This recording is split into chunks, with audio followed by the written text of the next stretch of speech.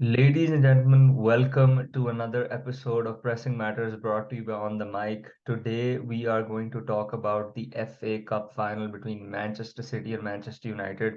But before we do that, please do subscribe, follow us on social media, and support us so we can continue to make content in football, MMA, and everything else that we do.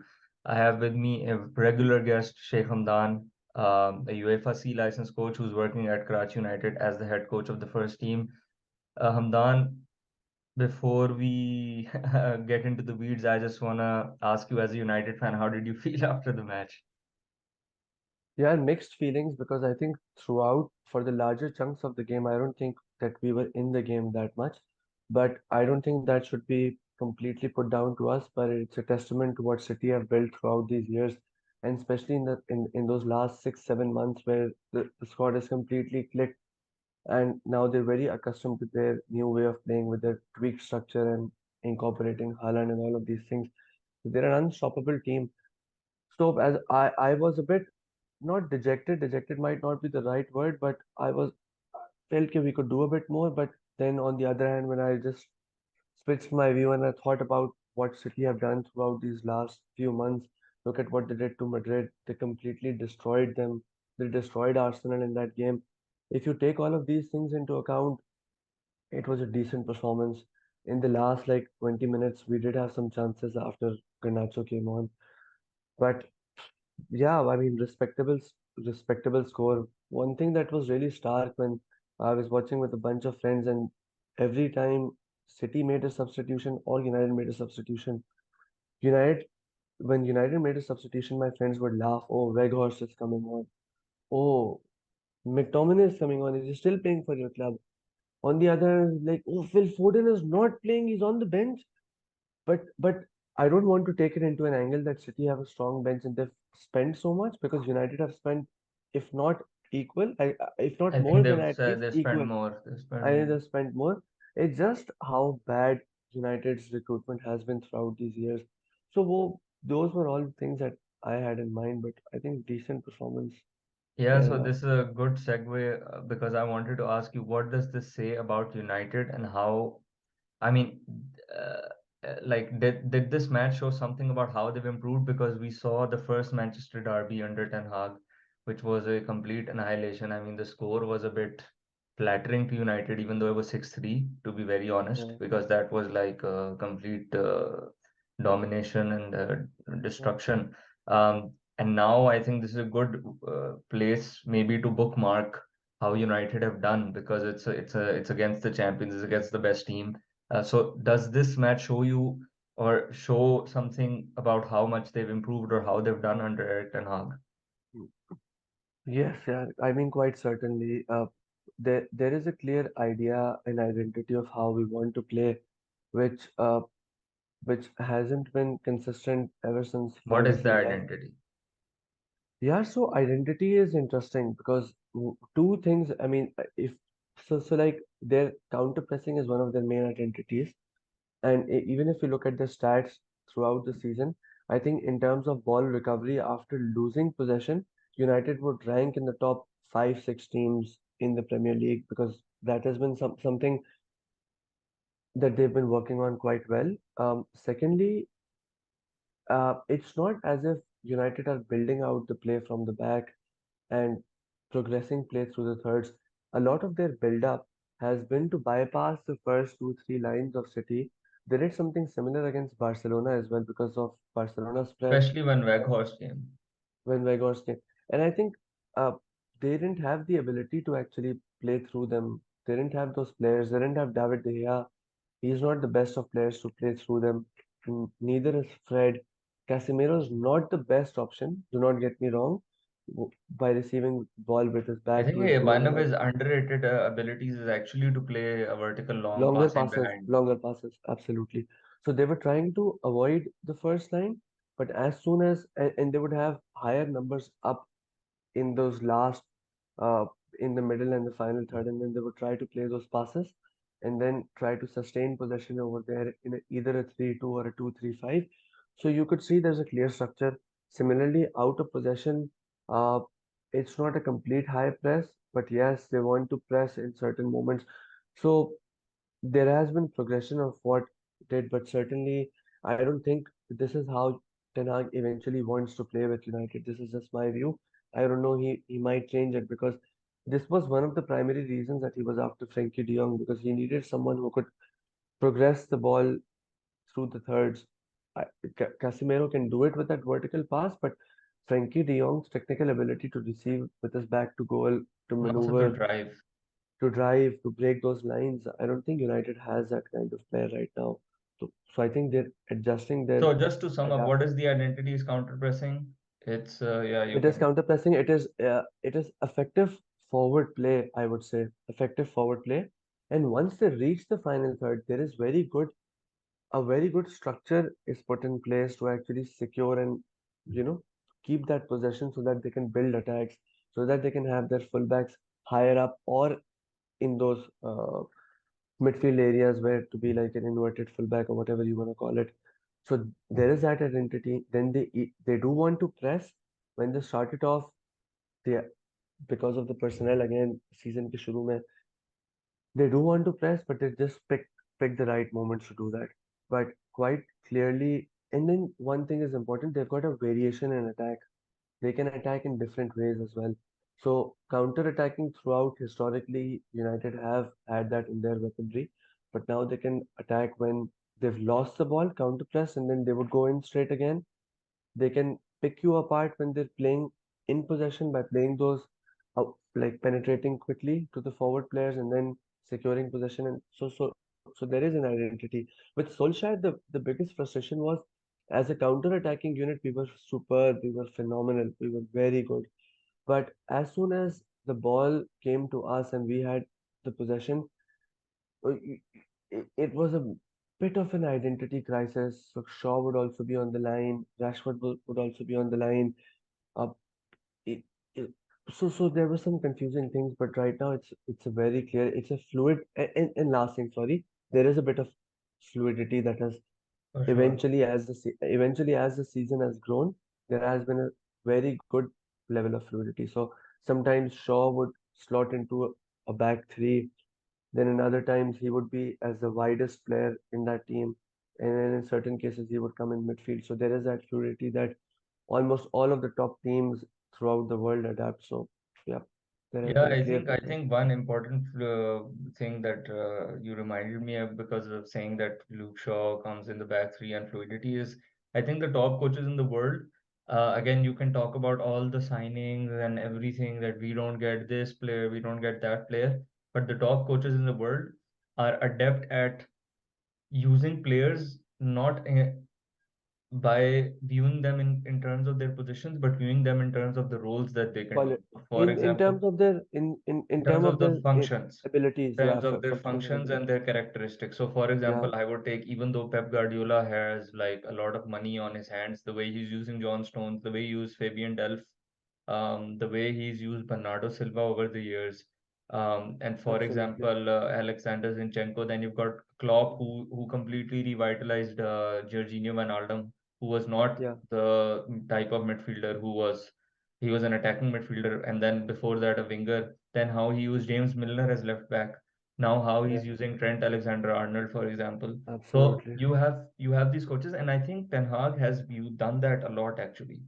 Yeah, The way he's used Weghorst, as the yeah, way he's used Luke Shaw, the way he's and the improvement of players. So for example, Aaron Wan-Bissaka, how much yeah, he's improved even on the ball. certainly. It's Yeah, it's yeah, and absolutely, that's the mark of a good coach. So I just want to absolutely. ask you, in terms of Erik ten Hag's first season at United, how would you Mhm. rate it out of 10, for example, and what do you hope for in the next season? Yeah, perspective. It depends on the perspective, but to me, it was an eight because I'm clearly viewing it from a coaching lens point of view, and I feel like you've even mentioned how certain players have improved, how he's made of how he's made that system work without having the right profile of players that he initially wanted. So that has been a complete success for us.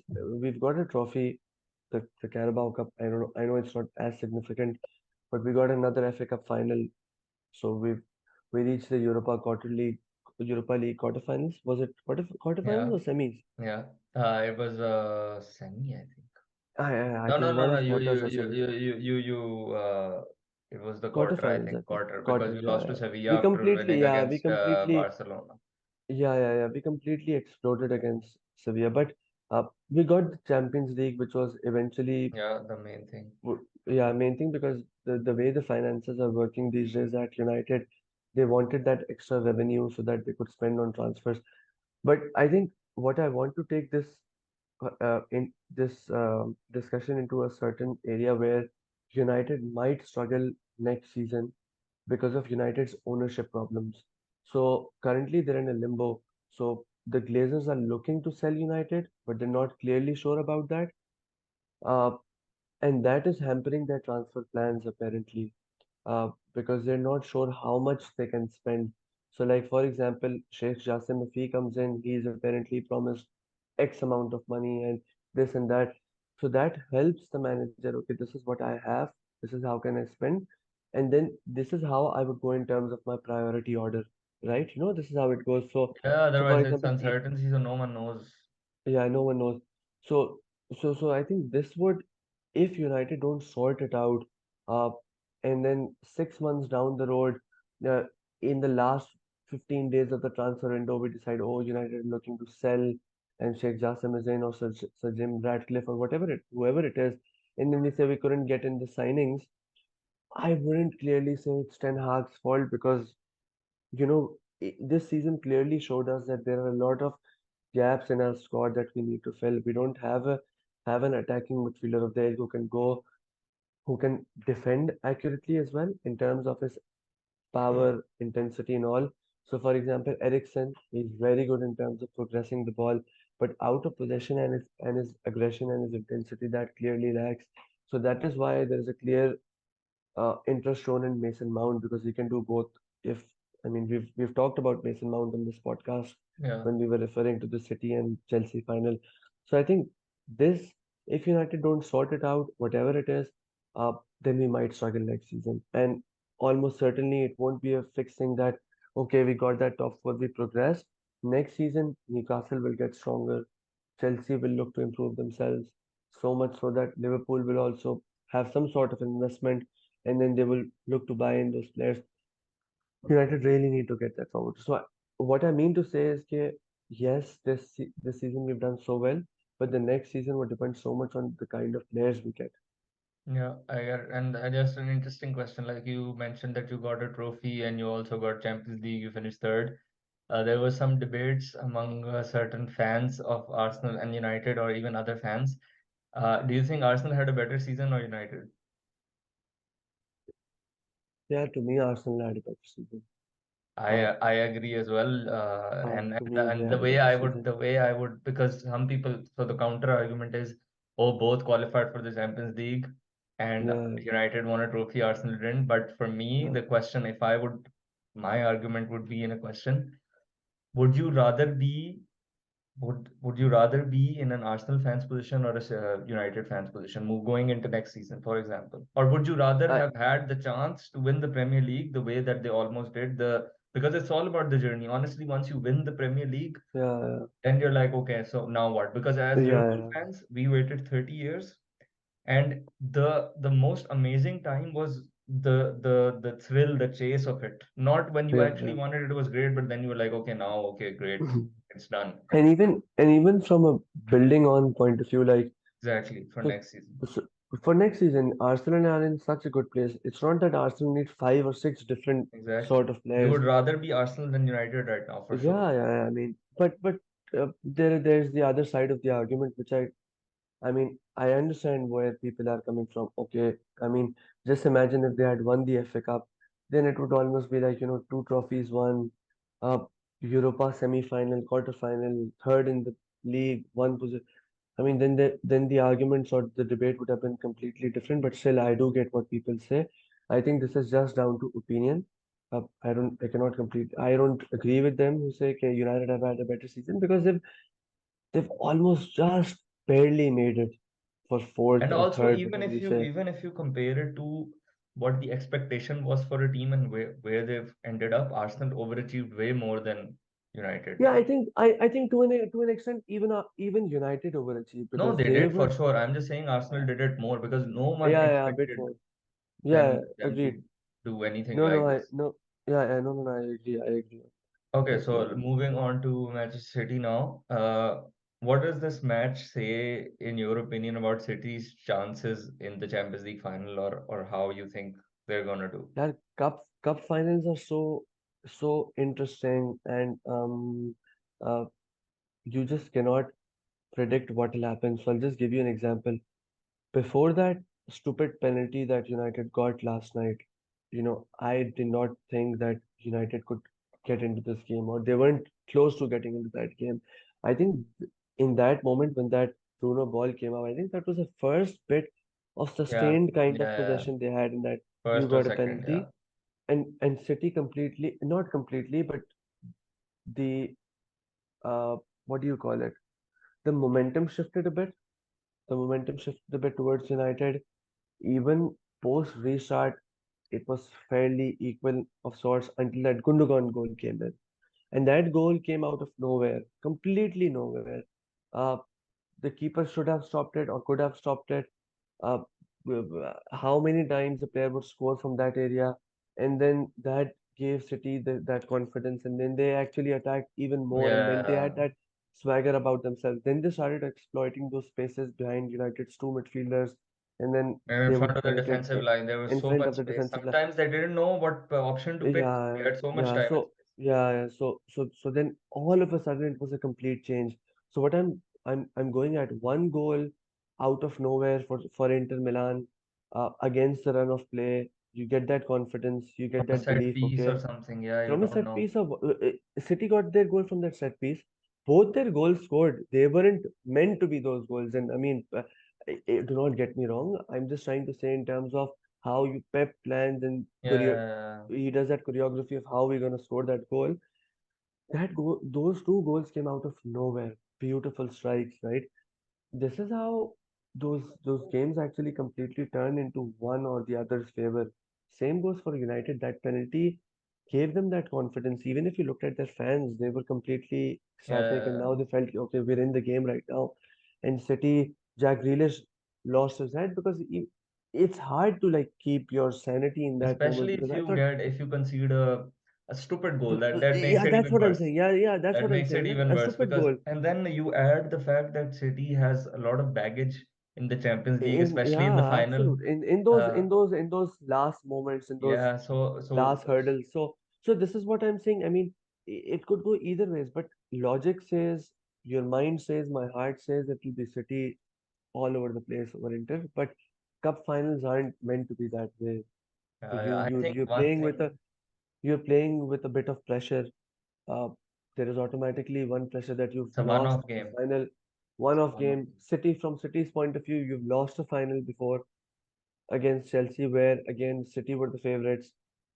Last year's semi-final, no one ever imagined that Real Madrid would go through them. And now So there is an they've element of demolished Real Madrid, so now the pressure is on them. Now they have to do it. yeah, Otherwise, if, for so example, if there was a big team in the big, I'm not yeah, disrespecting Inter, but you know what I mean, like a team that was yeah, like really difficult for City to beat, then they would have like maybe in a way less pressure because now right now everyone expects yeah. them to win. And Everyone then expects you them to win. absolute, and then you add that Inter have got absolutely nothing to Yeah, lose. exactly. They've achieved their goals of reaching the Champions League again. For them, it's a huge bonus. They've won one trophy, and by the way, they've got experience of winning trophies similar to City. So it's not like it's a team who's reached completely out of the blue. But bear in mind, they had Barcelona and Bayern Munich in their Yes, group, and they got out.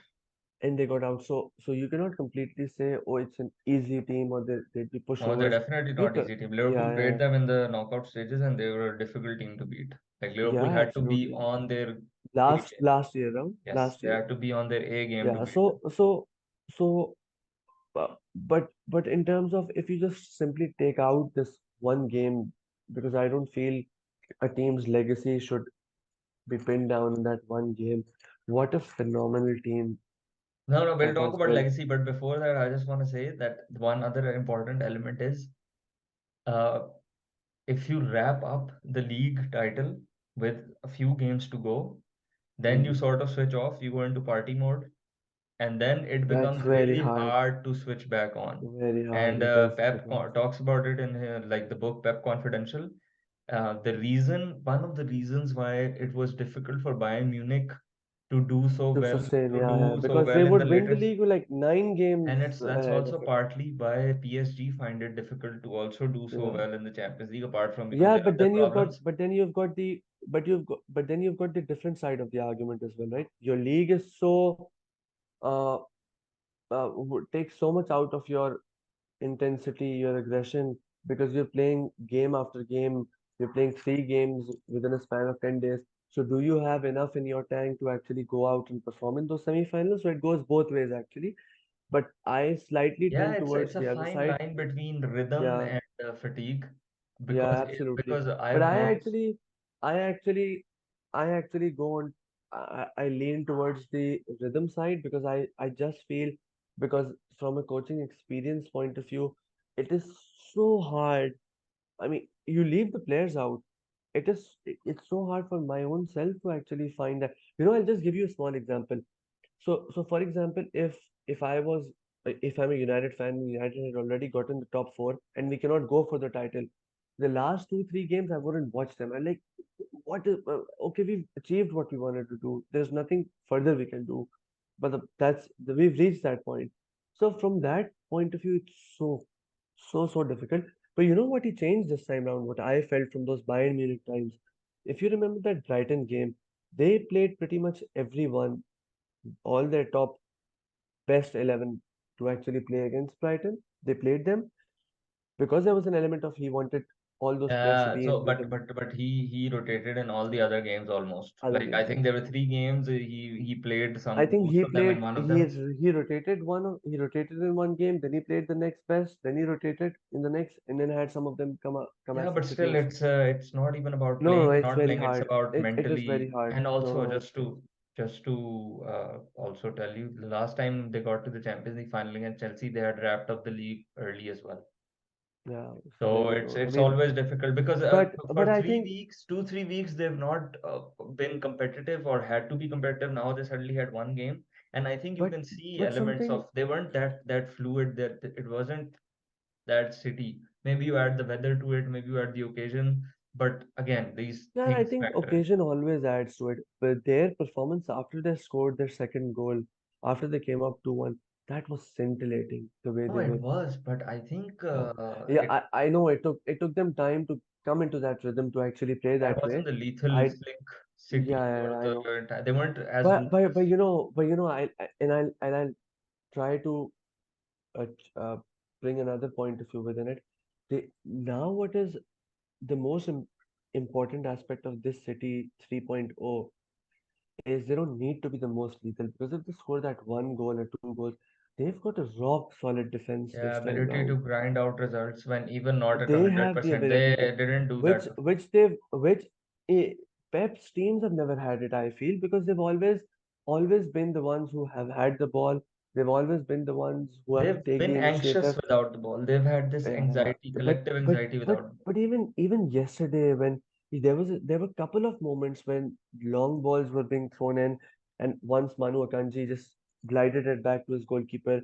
The other time they cleared a ball and they were passing it with their head. I mean, not clearing it, they were clearly passing it to their teammates.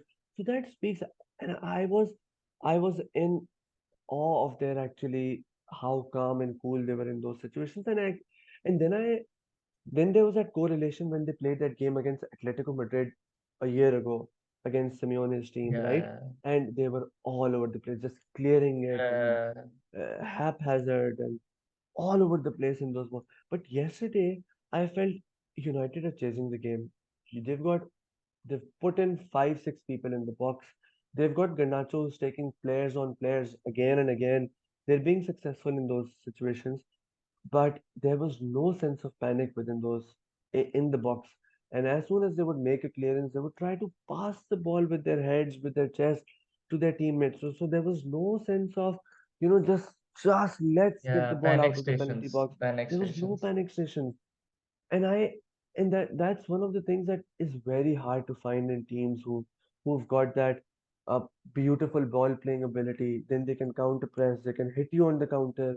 They can I defend think for that's why some minutes. people used to say that Liverpool, prime Liverpool under Klopp were Yes, a bit more complete in absolutely, that sense because they absolutely. could No, no, no. do I everything. completely agree. I But now completely agree City because have also built that up. yeah, they've built that up. Some there was a moment or two yesterday. I've never seen John Stones run this fast, or maybe I've never noticed him running this much. Actually making an effort Because like yeah, those recovery runs. So I think once Bruno turned in between those lines, and then John Stones made a recovery run, and I said, "Wow, he's fast. He's like really quick." They've got that whole defensive unit. four center Everyone back. loves I them. mean three center Force, backs, but yeah, force you center back. sometimes Yeah, I mean, but Kyle Walker is five a Walker. force of a human nature, Yeah, man. I mean, yeah. Okay. I think lastly, let's talk about legacy. unfortunately, it'll come down to that final game, whatever you call it. Of course, but if they win, Unfortunately, if they win, yeah, I mean, to myself, I think this is the best footballing team that I've watched. People would say Barcelona, yes, and I mean, as a coach, those that Barcelona side actually brought me into coaching. That Barcelona side got me into coaching, but there were so many factors in that team and the way they played football. But you compare it to this City team, they could almost do anything. They could win it by any ways. They could win it by but that not having the ball. Barcelona had one way and they all they didn't need another way. Fair enough. But I just feel this probably might be the most complete team. I think for a couple of reasons. They've done it in the most difficult of competitions in terms of the Premier League, right? They've done it at a time where back in the day Barcelona was only competing against Real Madrid in the league.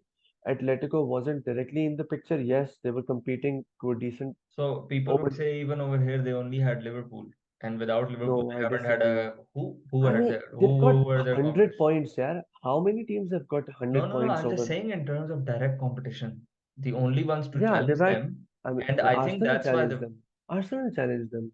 I no, but mean, like look at it. till the 33rd game, Arsenal were leading it, right? Yeah, Liverpool for 3 years, for 3 years, Liverpool have been on their on City's bums. They yeah. won one league, right? City won two of them on the last day. Exactly. That's what So I'm saying. That's why it's that I think that's why that it's the more. This is what I'm trying to what I'm trying to say. They've done it against the most difficult of oppositions in terms of not only Liverpool, by the way, because if you look at the quality of the Premier League and the quality of the other for oppositions, you sure I just look at agree. Overall, the Premier League is much the tougher, it's much tougher. It's not. especially now. It started off.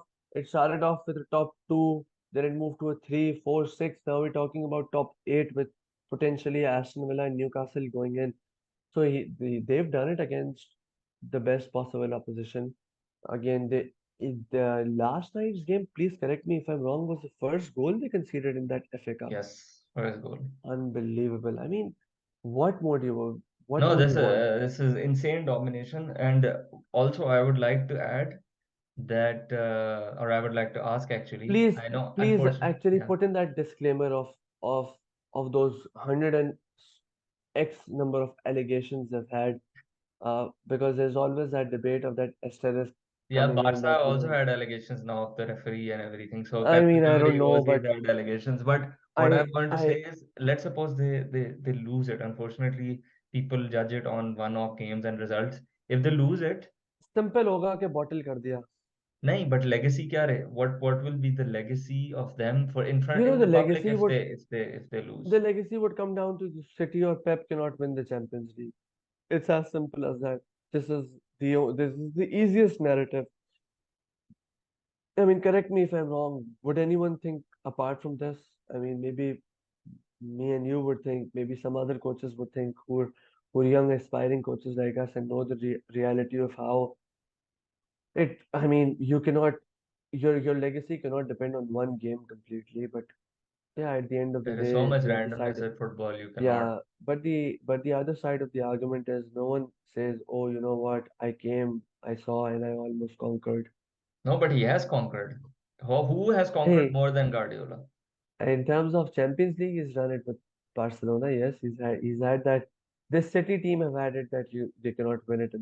in the Champions Sure, League. fair So, enough. I get it. I Yeah, mean, I think. I'm not on this part of the argument. I'm just Yeah, I completely know. No, but I stating that. think regardless, just to sum up, I think if he wins, Hey, then, people are gonna be you like, know, oh, look at all the then money and all the look players at that all he the has. money. But And if he loses, I had a people are debate gonna with say he's someone. bottled it. I had a debate with someone, and I think you were a part of that group. I don't know if you read that whole conversation. I said, look at the money.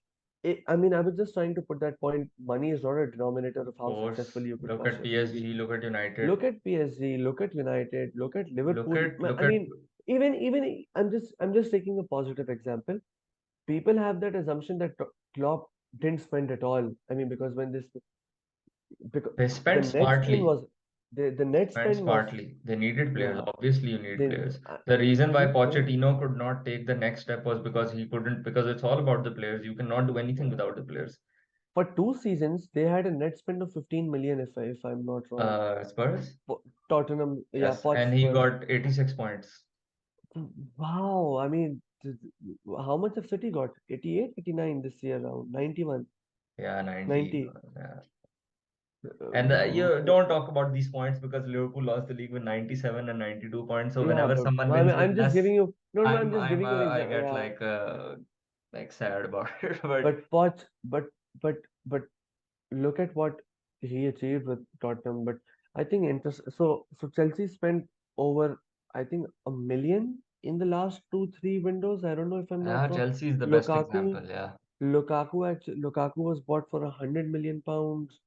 Then Ziyech, Oh, then they've got everyone Havertz. and their granddad. And what they haven't been able to make a near possible title challenge. So same goes for United. They've spent every year they've spent money after money. Solskjaer is sent, oh, I need Harry Maguire. Okay, 85 Harry Maguire. Yeah, Jadon Then Sancho, you got Ronaldo. Cristiano Then Ronaldo, Sancho. Then this. Oh, what happened? Bruno Fernandes. We're sitting at this point and saying United need another 4 or 5 players. How does that even work? I mean, with the number of amount. So last point on this. So City over the last 3 or 4 years, I'm not speaking about the last 10 years. I think City have got a positive net spend.